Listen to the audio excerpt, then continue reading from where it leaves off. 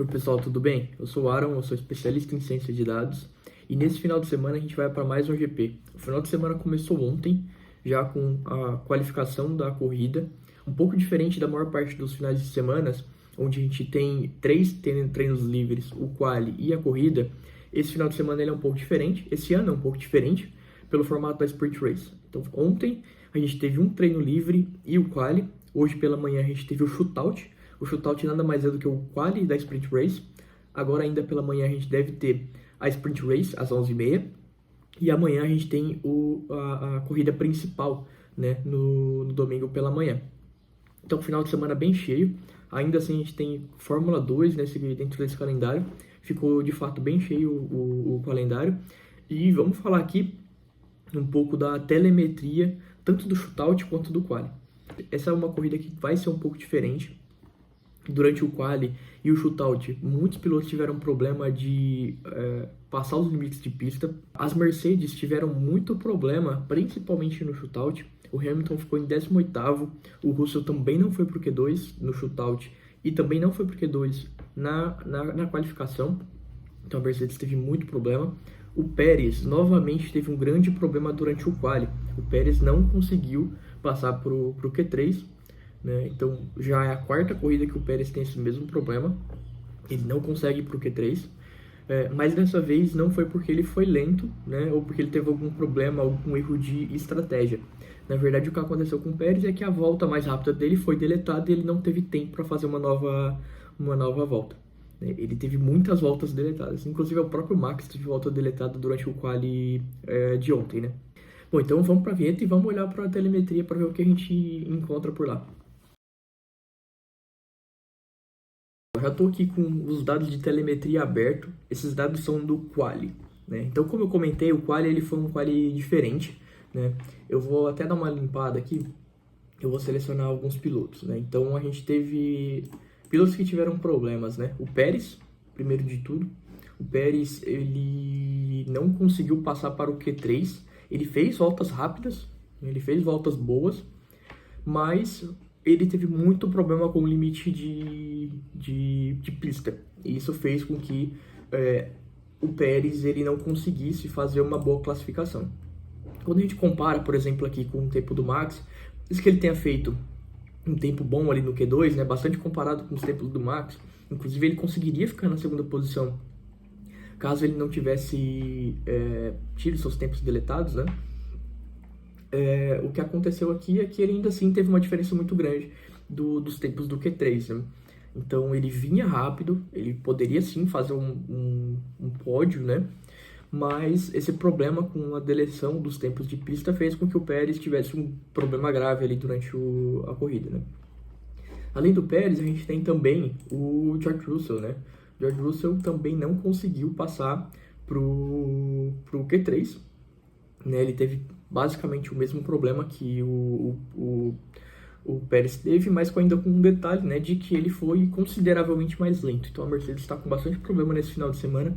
Eu não vejo a Mercedes ali se destacando, né, ou conseguindo boas colocações nesse grande prêmio. O que pode acontecer é escalar pilotão de alguma forma, né, e conseguir ter uma corrida melhor do que teve no quali. Mas o carro não está rápido, né. Quando a gente compara, né, inclusive se eu limpar aqui, ó, e selecionar as voltas do Russell e do Max, volta mais rápida, né?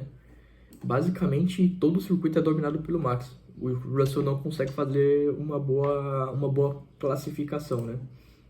O carro não tá rápido de verdade.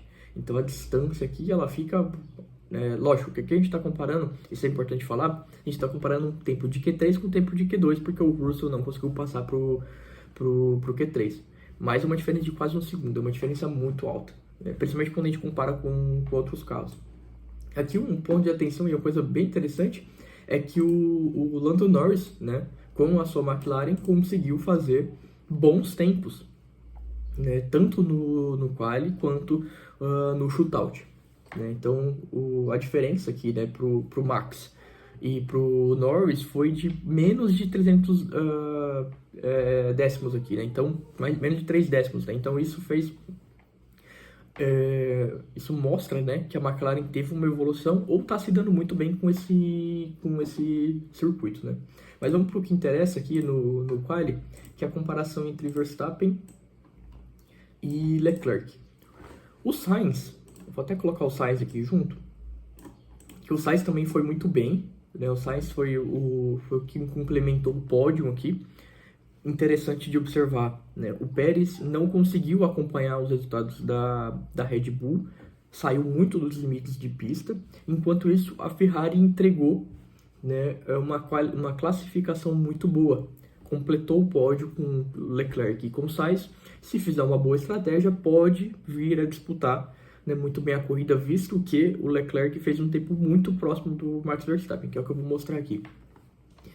Por mais que o Sainz tenha ido muito bem, né, na classificação, ele teve uma diferença pequena aqui, tem total potencial para ter um bom resultado na corrida. O que mais foi interessante foi a diferença entre o Leclerc e o Max, né? Então, foi uma diferença de 4 centésimos ali.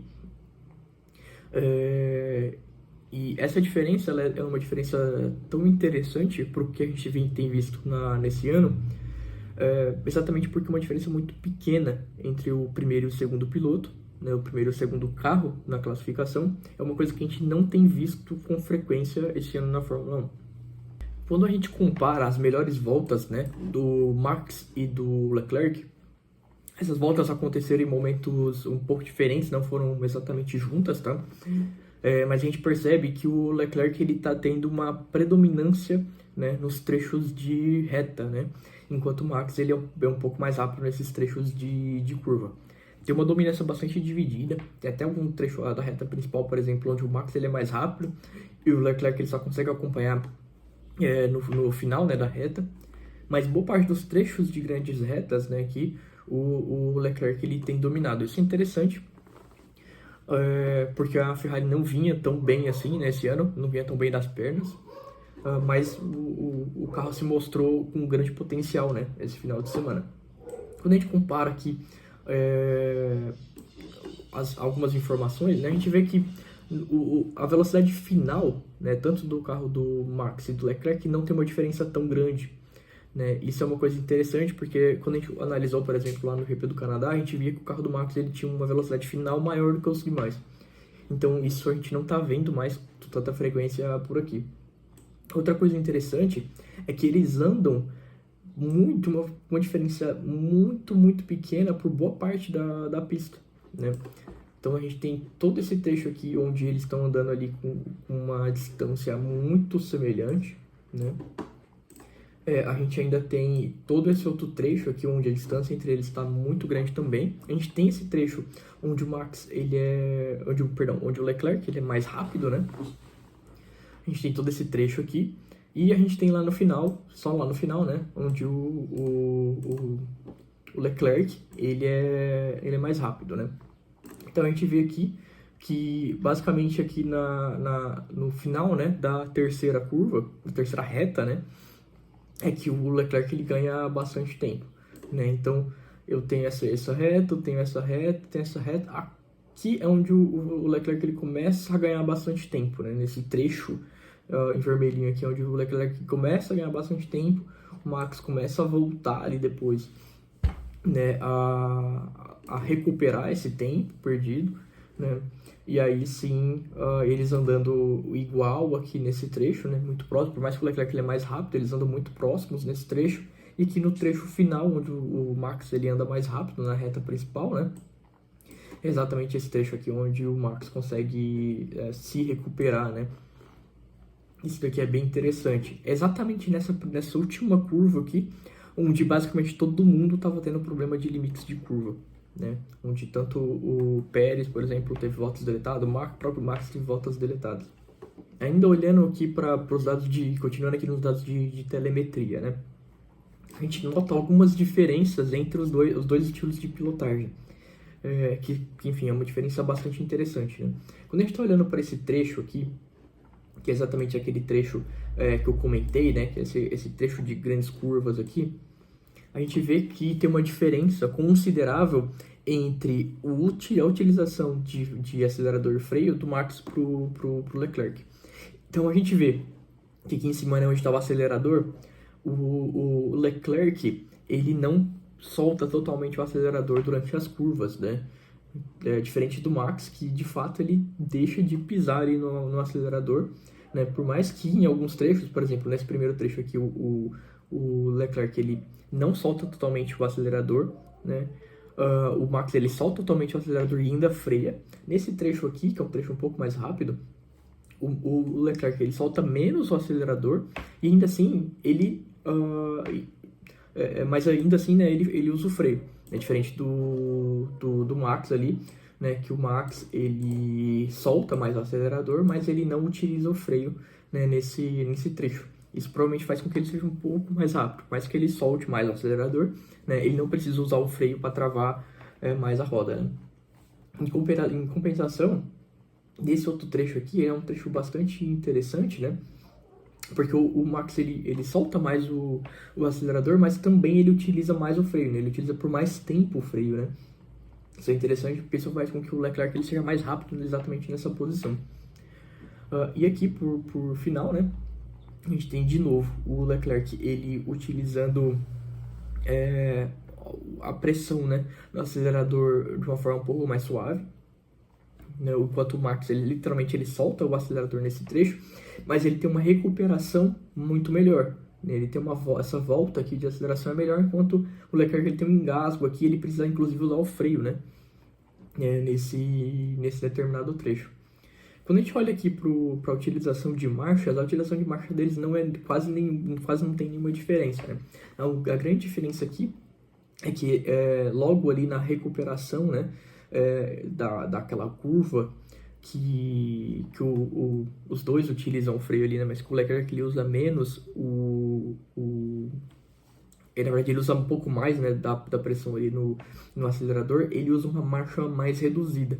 Isso faz com que, obviamente, né, a rotação aqui do motor ela seja um pouco maior, né, mas não necessariamente isso vai trazer para ele ali um resultado maior. Ele só dá um pouco mais de tração nesse retorno, né? Mas também ele dá uma engasgada aqui nessa volta, né? Na hora de pisar no acelerador. O Max faz isso com mais velocidade, né? Mas, de qualquer forma, todo esse trecho aqui, o Leclerc ele acabou se dando melhor, né? Ele é mais rápido do que o próprio Max, né? Aqui falando já do shootout, né? O shootout que foi basicamente o quali da Sprint Race, que aconteceu hoje pela manhã. Novamente o Max foi mais rápido. A gente teve uma diferença, né, de pista, porque a pista ela estava um pouco mais úmida, a pista estava com uma temperatura mais baixa, o tempo está mais nublado, né, na Áustria. Aqui na tela a gente está vendo, né, a melhor volta do Max, que de novo fez a pole.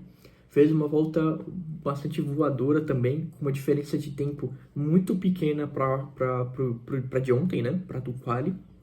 Isso é interessante porque a gente está com uma condição de pista consideravelmente diferente e ainda assim o tempo não mudou muito. Isso foi bastante interessante. O shootout ele é um quali que ele é um pouco mais comprimido, os pilotos têm menos tempo para sair para a pista, então as coisas precisam acontecer de uma forma um pouco mais fluida, né? Senão, enfim, eles vão acabar tendo problemas ali. Indo aqui para os dados de telemetria, de fato, né, a gente teve basicamente um quali que ele foi marcado ali pela dobradinha, né, da Red Bull, como era de se esperar, inclusive do próprio quali. A Red Bull vai muito bem no GP da Áustria. E além de a Red Bull ir muito bem no GP da Áustria, ela vem muito bem, né, nesse ano. Então, era de se esperar que sim, que existisse essa dobradinha. Porém, o Pérez não foi tão bem ali no quali, né? Basicamente, o resultado do shootout aqui foi Verstappen em primeiro, Pérez em segundo, Lando Norris, como eu tinha comentado já na parte ali do quali, né? O Lando Norris vem muito rápido com a McLaren aqui. E em quarto, também muito impressionante o resultado, né? Vem o Hülkenberg. O Hülkenberg acabou fazendo uma volta bastante voadora aqui, de 1.5.